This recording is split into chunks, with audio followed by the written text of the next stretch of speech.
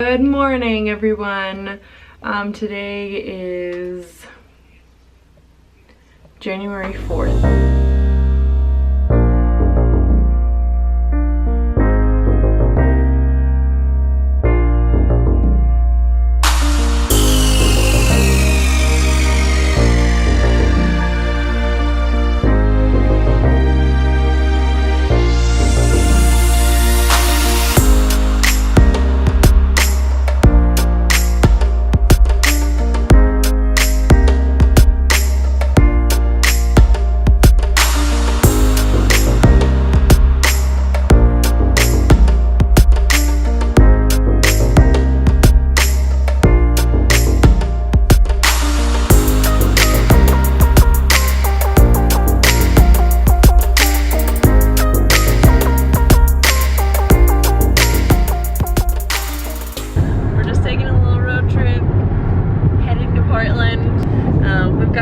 Wedding coming up, and we're teaming up with Team Romero.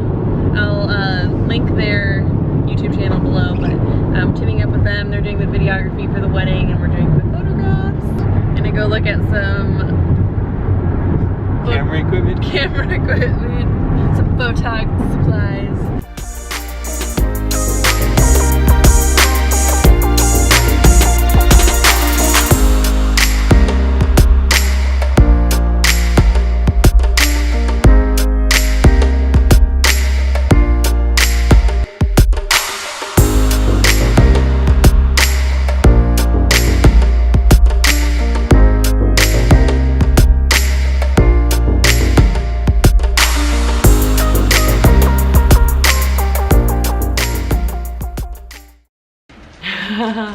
Just alarming the dogs over here. Anyway, welcome back to my channel. Today I'm going to be talking about a few of the things that I did as a parent that people told me not to do.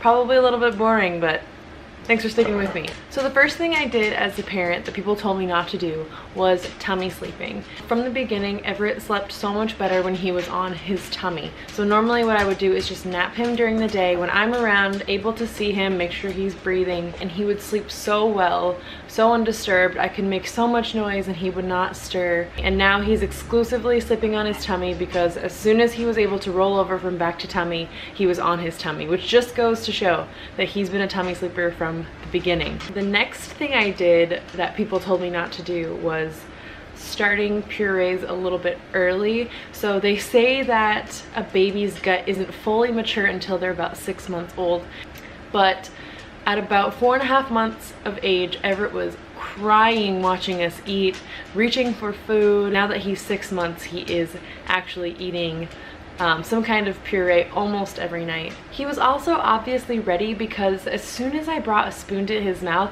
he opened and then was able to push his food into his mouth and actually eat it instead of like sucking on the spoon or just letting it fall out. Yeah.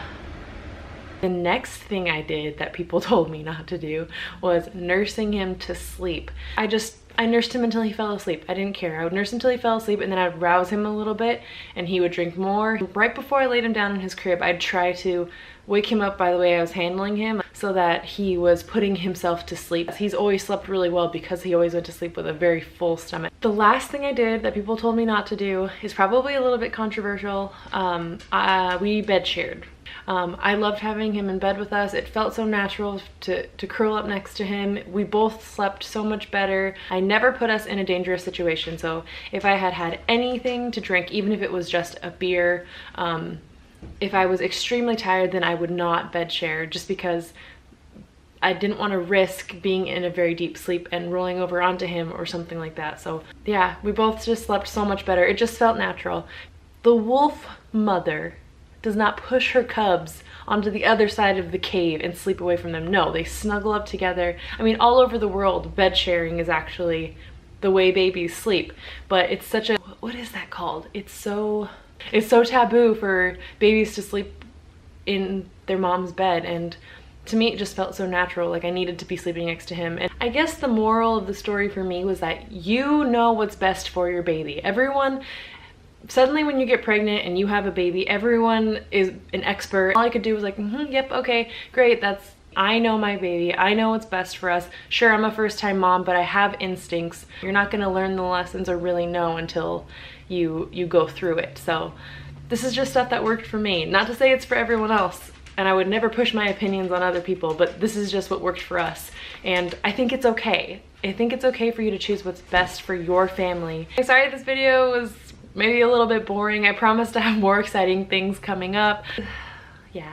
Thanks for being there for me. Thanks for your support. It means everything to me. And I'll see you guys next week. Thanks. Bye.